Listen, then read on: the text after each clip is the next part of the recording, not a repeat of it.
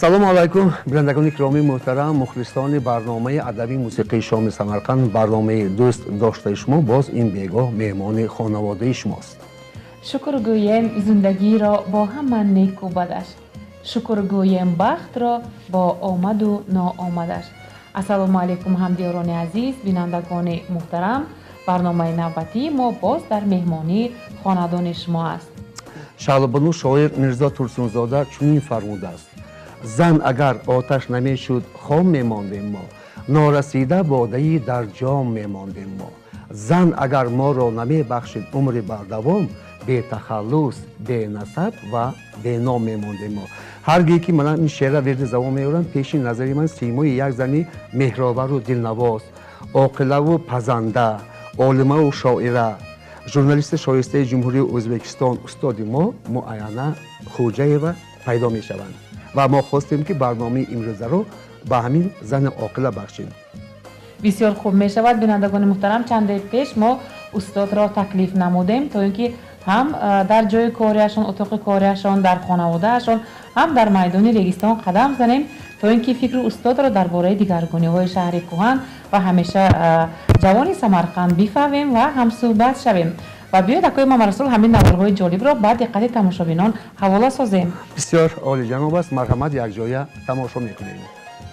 Муайяна Хуҷаева соли 1941 дар шаҳри Самарқанди Қандманд ба дунё омаданд. Муайяна Хуҷаеваи зираку дӯстрӯй дар ҳавлии байни анҷирзорҳои деҳаи Боғи Баланд калон шуданд. соли 1958 бошад дар мактаби миёнаи рақами 6 Сиёб таҳсили илм карданд. ва бинандагони муҳтарам, мо бисёр ҳам хурсанд ҳастем ки дар дили Самарқанд дар майдони регистон истодаем ва ҳамроҳи устоди азизи худ ҳамсӯҳбат мешавем. журналисти хизматнишондодаи ҷумҳурии Ӯзбекистон, зане ки тамоми умри худро барои бо маърифат гардонидани мардум сарф кардаанд, Муайяна Хуҷаева дар паҳлӯи ман истоданд ва ман аз ин бисёр ҳам фахр мекунам ки чунин устоз дорам. зиёда аз 40 сол дар яке аз рӯзномаҳои беҳтарини ҷумҳурии Ӯзбекистон, ҳақиқати Ӯзбекистон, ки имрӯз ӯ овози тоҷик ном дорад, меҳнат карда омаданд ва суҳбатамонро мо бо устоди муҳтарам давом медиҳем. вақте ки дар майдони регистон қадам мезанед, чиҳо ба хотир меояд? шаҳлоҷон, пеш аз ҳама гуфтаниям ки истиқлол ро дида ҳамин хел хурсанд мешавам ки дар замони истиқлол, дар давоми 21 соли истиқлол, ҳамин кӯчаҳое ки, ҳамин майдонҳое ки ман бача будам ё хонанда будам, баъд донишҷӯ будаму пои пиёда аз ҳамин ҷа дар донишгоҳ ба хондан мерафтам. инҷо бисёр як ҷои хароб шуда буд. мадрасаҳои регистон намуди бисёр як хароб доштанд. мана ҳозир ба туфайли истиқлоламон ҳамин хел зебо шуд. зебогиҳои онро дида бисёр мефахрам ва фикр мекунам ки мо пои пиёда аз ҳамун ҷа мана қӯшҳавуз, гузари қӯшҳавуз то донишгоҳ пиёда мерафтем. нақлиёт набуд. аммо ҳозир бинед, ҳатто як истгоҳ ҳам пиёда намераванд, ҳатто ҷавонон, донишҷӯён. ин ҳам як муваффақияти истиқлоли мо нестми? ё ин ки мана мошинҳо баромада истодааст. аз ҷиҳати иқтисод бисёр бой гашта истодаем. маънавиятамо бисёр пурзор мегардад. маърифатамо тараққӣ карда истодааст. ҷавонони мо дар хориҷа хонда имкониятҳои калон фароҳам оварда шуд ки дар хориҷа хонда 4 тарафашон қибла хонда маълумот гирифта, мутахассиси зӯр шуда омада, боз ҳамин давлати худамон, ватани худамо ба меҳнат карда саҳми босазо мегзаронанд барои тараққиёти ватан, барои тараққиёти иқтисодиёт, маърифат, маданият. аз ҳамин ман бисёр ҳам шод мегардам. дар ин кӯчаҳо ҳозир мана мебинам ки ҳамин биноҳои бисёр ҳам зебо бунёд гашта. ба ҷои он биноҳое ки мана дар кӯчаҳои ҷомӣ ё Мирзо Улуғбеку ҳамино ман гашта пеши хаёлам мебиёд ки дар ҳама як ҳавличаҳо замини дар майд якак хурдакак замин 15-20 оила зиндагӣ мекарданд. пештар обшидвор мегуфтанд, яъне ҳавлии умумӣ. ман ҳамунҳо ҳозир ҷояш ба бисёр биноҳои истиқоматӣ зебо қад афрохт. ин ҳам муваффақияти мо нест магар? موفقیت استقلالمون نیست مگر.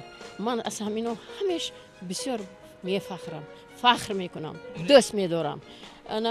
بعد من گفتنیم درباره وطن دوستی از خونی ما هست. من که در سالهای 70 در خارج کار کرده بودم، در امریکای لاتینی، در کوبا. یک ماه اول آمدیم با شادروان شوهرم، عالم بیولوژ غفار رحیموف، یک ماه خرسند شدیم، چون که وای میگویند که اونجا رو گوشه جنت مکانی دنیا گفته کوبا رو. در همین شهر گوانا تماشا کردیم، اقیانوس ها رو دیدیم، خلیج مکزیک رو دیدیم. بعد از یک ماه همین خیلی من پزمون شدم وطنم، که من در تقویم هر روز یک تا یعنی مینوس میموندم که یک روزم در مسافری در خارج گذشت که تستر رفته دیدار بینم، به وطنم برگردم، خاک وطنم رو بوسم. بنابراین مهم به حسی وطن دوستی، انسان دوستی، مهر و عاقبت جدا هم برزور است.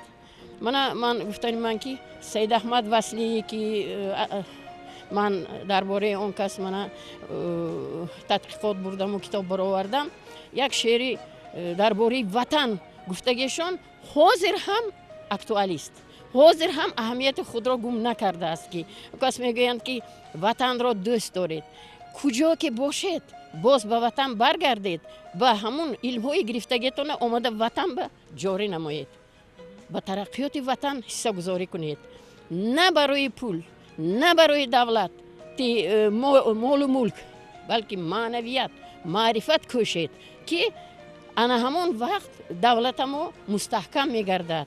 گفتم من همون کمتر خونده دادنیم. هر برکشیگه معدنی احسان ارور وطن، زیرا محلی راحت انسان ارور وطن. سیومک وطنی شعبه ایمان دیده نبی، محبوبی برچه زمره انسان ارور وطن. مخفی ایم است که هر کس جانی ارور عزیز، گویا تری کشیگه گزل جان ارور وطن.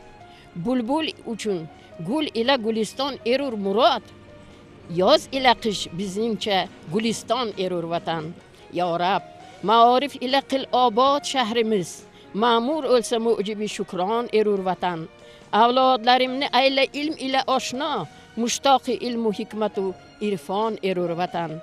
انوار علمدن وطن گر بولس فیضیاب، ذوق و نشاط و عیشلریه کان ارور وطن.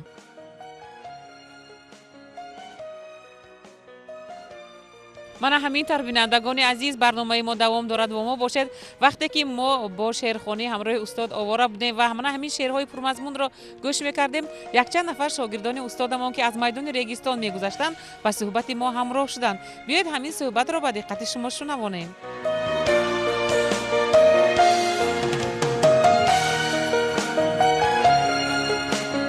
من هزارها از حیات راضیم که با تقاضای زندگی مرا با معاینه خوجاєва، ژورنالیستی شایسته ازبکستان واخوراند و ما شناس شدیم و اول شناس شده باشیم، همچون خویش و همچون اقربا همدیگر نزدیک شدیم و خبرگیرانی همدیگر شدیم. البته درباره این زن آتش سمرقند بسیار گفتن ممکن، چونکه این زن با فکر من از در همه جبهه‌های حیات نمونه می باشند. اگر مادر گوید مادری نمونوی، دوست گوید دوستی نمونوی و از همه مهمش اگر این کس عنوان عالمی نداشته باشند هم، لیکن من باوری کامل دارم که از عالم‌های برجسته تر هم زکاتر و دانشمندتر می باشند. چونکه من این رو با چی اثبات کرده نمیشم؟ با اون اثبات کرده نمیشم که این زن، این عالمه در وقتی که یگان اثر میآفرند بسیار ادبیات ها را استفاده میبرند و از منبع هایی که با حروف عربی نوشته شده است استفاده میبرند و بسیار نغز استفاده میبرند. من این کس را یک اینترنشنالیستی بسیار خوشفکر حس میکنم. چون که ин кас мана ягона журналист ки дар O'zbekiston дар Самарқандамо журналисти шоистаи O'zbekiston унвон доранд ва бо се забон, забони русӣ, забони тоҷикӣ, забони o'zбекӣ як хел метавонанд қалам ронанд, як хел метавонанд эҷод намоянд.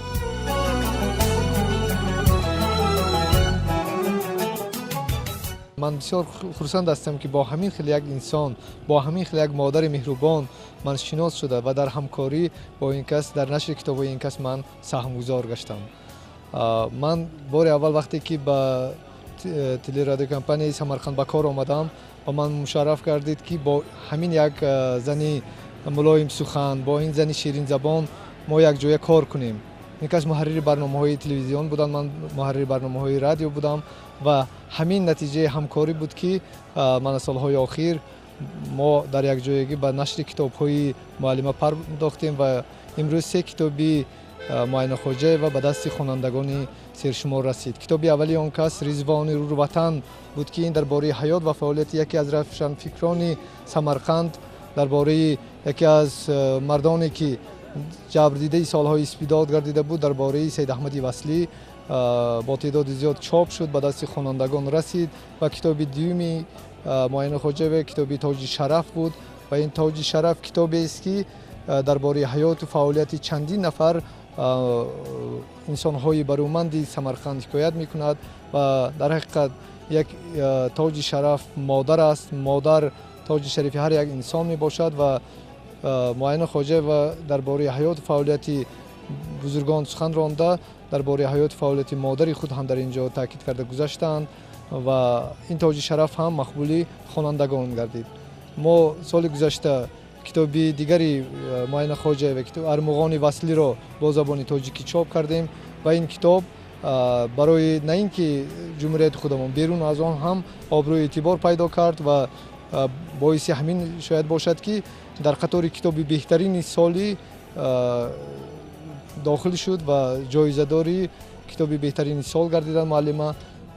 ман бисёр хурсанд ҳастам ки муаллима ҳоло барои эҷод кардан имконият, фурсати бисёре доранд ва он кас ҳоло ҳам имконият доранд ки аз дастхатҳо, аз бойгониҳо истифода бурда дар бораи бузургмардони Самарқанд мақолаҳои очеркҳои зиёдеро барои чоп кардан тайёр карда истодаанд.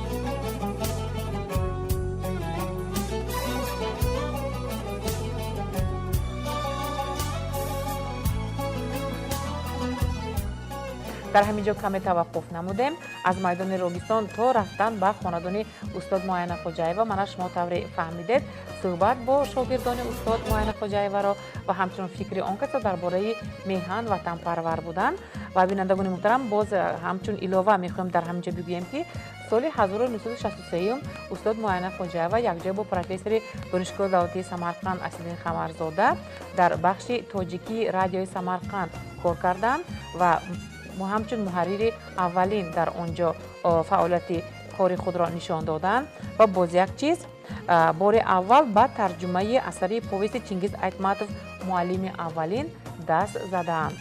сипас бошад Муайяна Хоҷаева эҷоду худро, фаъолияту худро дар рӯзномаи Ҳақиқату O'zbekiston ҳозира Овози Тоҷик давом доданд ва ман ҳамин чизро мехостам қайд намоям ки Муайяна Хоҷаева дар мобайни 2 сол дар Куба, дар пойтахташ Гавана истиқомат намуда, дар он ҷо бисёр мақолаҳо таҳия намуда ба рӯзномаҳои Правда, Известия ва Труд рой мекарданд. Ҳамин тавр не?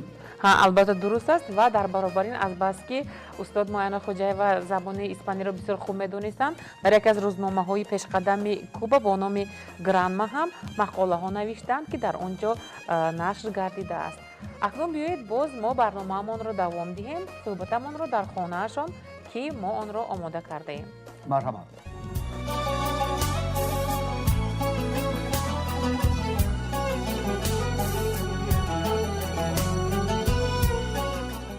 баъд аз суҳбат дар майдони Регистон тавре мо гуфтем, роҳ сӯи хонадони устодро гирифтем. вақте ки мо ба хонадонашон ворид гаштем, боз устодро дар назди мизи корияшон дидем. монда набошед, бо чӣ кор масруфед устоди азиз? шаҳлоҷон, мана китоби чопи охирини Армуғони Васлӣ ки ҷоиза гирифтам,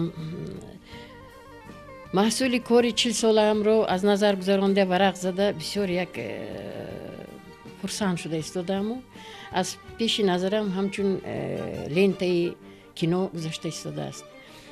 ман ин китобро дида як фикр омад ки ҳоло мана китобхонон кам шудаанд. албатта ин тараққиёт бисёр хуб аст, цивилизатсия мегӯем, компютер ва ё пешравии техникӣ, лекин ягон теш ба хондани китоб баробар шуда наметавонад.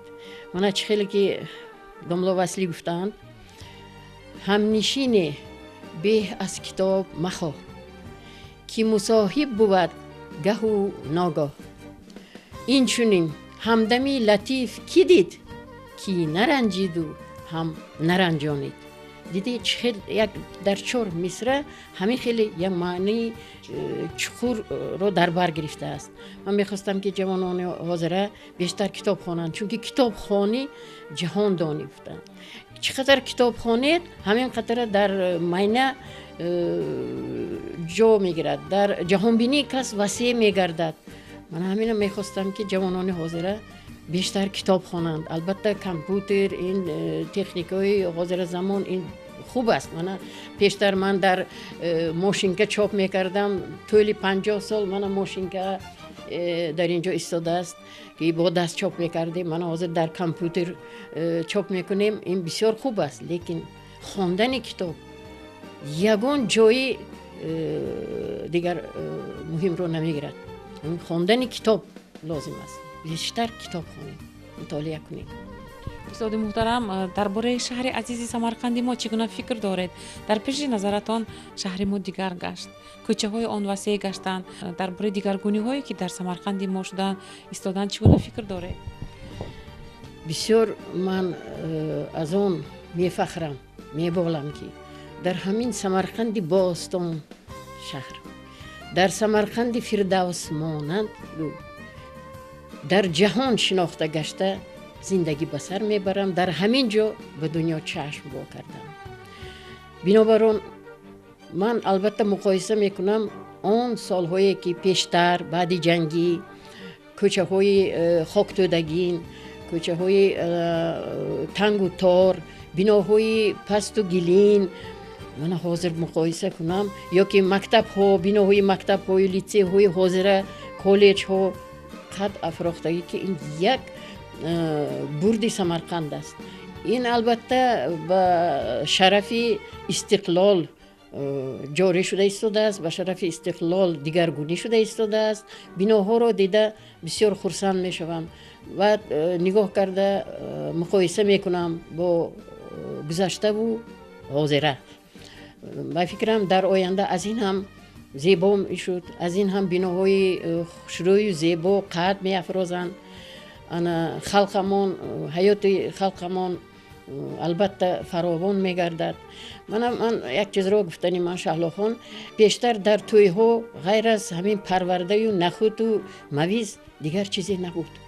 мана ҳозир мебинем баъзеҳо албатта ҳастанд, баъзеҳо меноланд, лекин ҳамин як оилаи оддӣ ё ин ки миёнаҳолро бинедам, як тӯяш рафта бинед, сари мизи дастархон пур аз нозу неъматҳои аҷоиб. чие хоҳед ҳаст. мана ҳамин Саид Аҳмади Васлӣ ки ман китоб карда баровардам, ҳаминҳо аз паи боигарӣ, давлат, шӯҳрат ё ин ки моддӣ чизҳо ягон надавиданд. бинобар он номашон абадӣ гашт.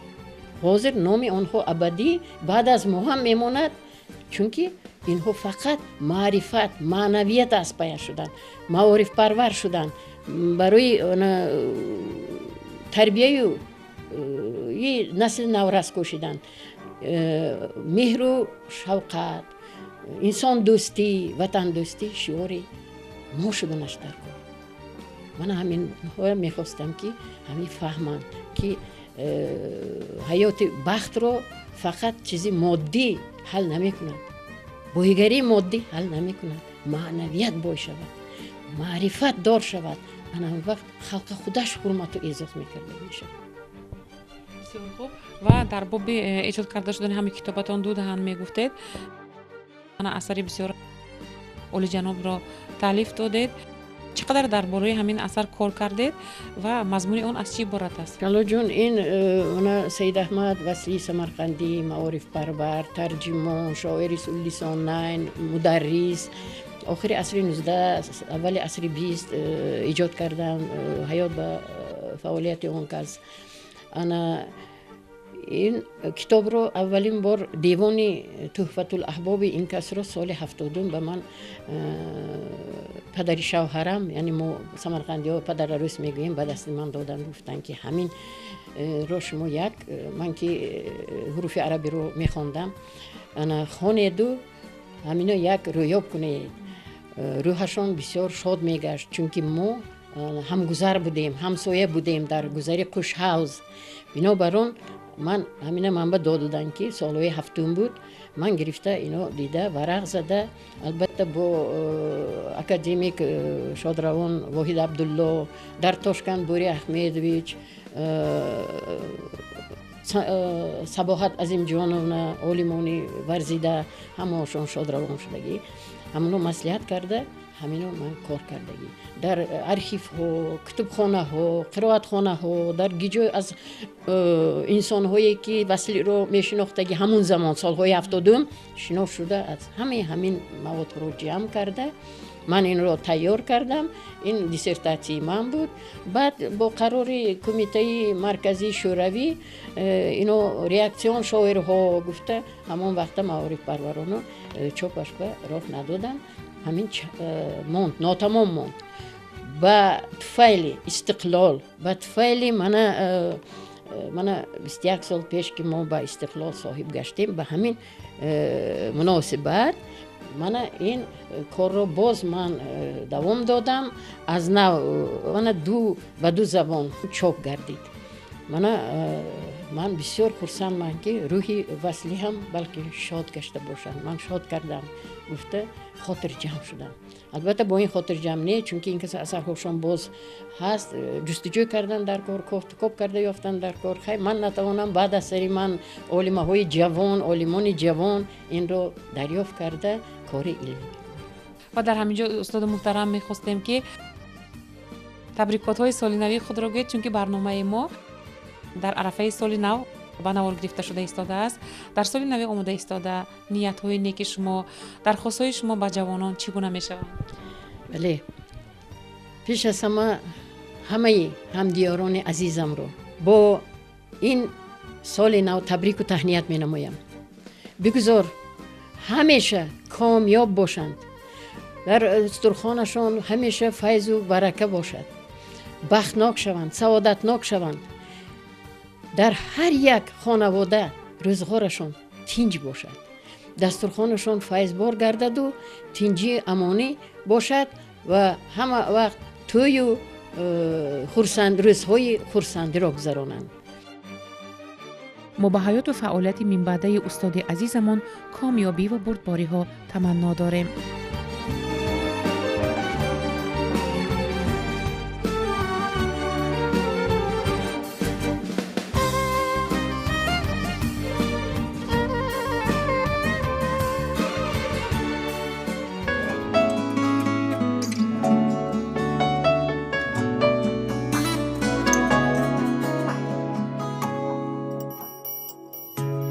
ایا ای مادری غم دیده من گلی آرزوی خود ناچیده من ایا ای مادری غم دیده من گلی آرزوی خود ناچیده من بسی غمهای دنیا را چشیدی عذاب‌های زی بحری ما کشیدی بسی غم‌های دنیا را چشیدی عذاب‌های زی بحری ما کشیدی ایا مادر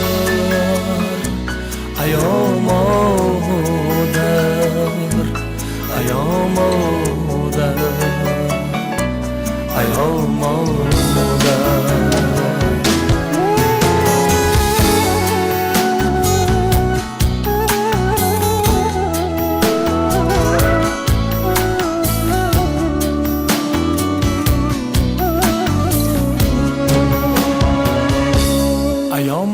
در لبت پرخنده باشد، روی رویت می تابنده باشد. ایا ما در لبت پرخنده باشد، روی رویت می تابنده باشد. برای ما زحمت ها کشیدی، با پایت سر نهی ارزنده باشد. برای ما زحمت ها کشیدی، با پایت سر نهی ارزنده باشد. ایا مادر،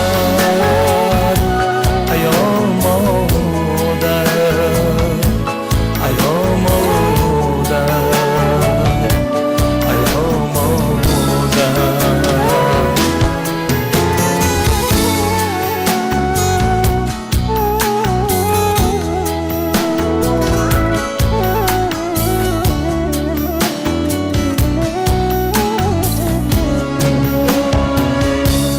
دعای مادران آبی حیات است و ما نوشداروی راهی نجات است. دعای مادران آبی حیات است و ما نوشداروی راهی نجات است. خدا را شکر گویم هر شب و روز که داریم مادری غمخوار بسوز. خدا را شکر گویم هر شب و روز که داریم مادری غمخوار دلسوز. خدا را شکر گویم هر شب و روز که داریم مادری غمخوار دلسوز. ایا مادر، ایا مادر، ایا مادر، ایا مادر، ایا مادر، ایا مادر،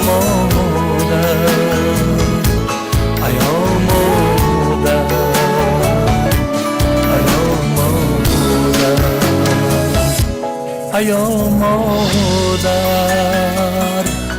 ایا مادر، ایا مادر، ایا مادر، ایا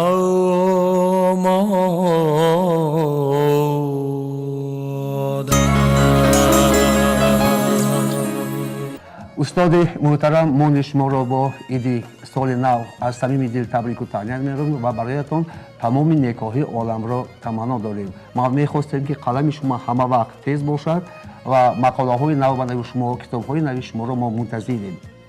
بینندگان محترم، من طور شما در طول این برنامه دیدید یک زن عادی سمرقندی در نتیجه مهنت و تحصیل دانش اندازی و چگونه مرتبه های بلند رسیده است و طور در صحبت شما همچنان آگاه گشتید. استاد محترم از جوان ها همین را طلب کردند که خوانند و باز خوانند، چون که محض در نتیجه خوانش و از خود کردن علم های دنیوی انسان میتواند به مقصد های خود در زندگانی برسد و فتح قله های نوی ظفر و ایجادی را نویل گردد. در همینجا برنامه امروزه ما به پایان رسید. شاد و پیروز باشید. خداحافظی میکنیم تا هفته های آمده ایستاده. شاد و مسرور باشید.